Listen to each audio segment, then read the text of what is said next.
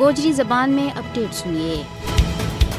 مقبوضہ ریاست جموں کشمیر میں مودی حکومت کے ذریعے قتل و غارت گری کو سلسلہ جاری ہے۔ فسطائی مودی نے مقبوضہ جموں کشمیر میں خون ڈولن کے واسطے اپنی ظالم فوج نہ مکمل چھوٹ دے رکھی ہے۔ شاید کوئی ایسا دیہڑو ہے جد کشمیریاں نہ صفاق بھارتی فوجیاں نے نشانوں نہ بنایا ہوا ہے۔ بھارتی حکومت کشمیری عوام کی آزادی کی واز نہ دباؤن کے واسطے ہر ظالمانہ حرب و استعمال کر رہی ہے۔ مقبوضہ جموں کشمیر میں قابض بھارتی فوجیاں کے ہاتھوں قتل، گرفتاری اور تشدد وہ سلسلہ جاری ہے۔ کولگام اور کوکرناگ اسلام آباد میں بھارتی فوجیوں کے ہاتھوں اور 4 کشمیری نوجوان شہید ہو گیا ہے۔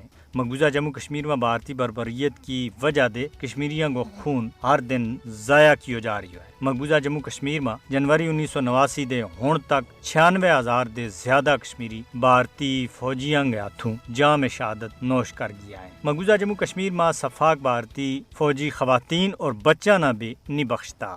ہر دیہڑے کشمیریاں نہ بھارت کا غیر منصفانہ رویہ کو سامنا کرنا پی رہی ہے۔ بھارتی مظالم نے کشمیر نہ ایک جہنم کے بچ بٹا دیتا ہے۔ مودی حکومت کو مکروہ چہرو مقبوضہ جموں کشمیر کے بچ بے نقاب ہوتا جا رہی ہے۔ بھارت نے مقبوضہ جموں کشمیر میں ظلم و بربریت کا تمام اس سے پہلا کا ریکارڈ توڑ دیتا ہے۔ کشمیری عوام کی شہادت مقبوضہ جموں کشمیر میں بھارتی غیر قانونی قبضہ کو نتیجہ ہے۔ بھارتی فوجیوں کے ہاتھوں قتل کو مقصد کشمیری عوام نہ ڈرانو ہے۔ مقبوضہ جموں کشمیر میں قتل و غارت گری کو بہانوں بنا گئے بھارت کشمیری عوام نہ زیر کسی بھی صورت میں نہیں کر سکتا۔ ہر دیہڑے قتل و غارت گری کشمیری عوام نہ اپنی آزادی کی تحریک تے دور نہیں رکھ سکتی۔ مودی نے یاد رکھنا چاہیے کہ تحریک آزادی کشمیر نہ بھارت کی فوجی طاقت کا بلبوتا کے اوپر کسی بھی صورت میں دبایا نہیں جا سکتا۔ کشمیری اپنا مادر وطن کی آزادی کے واسطے مرن کے واسطے تو تیار ہیں، لیکن پیچھے ہٹن کے واسطے کسی بھی صورت میں تیار نہیں ہے۔ دنیا نہ کشمیری عوام کی مدد کے واسطے آگے آنا چاہیے۔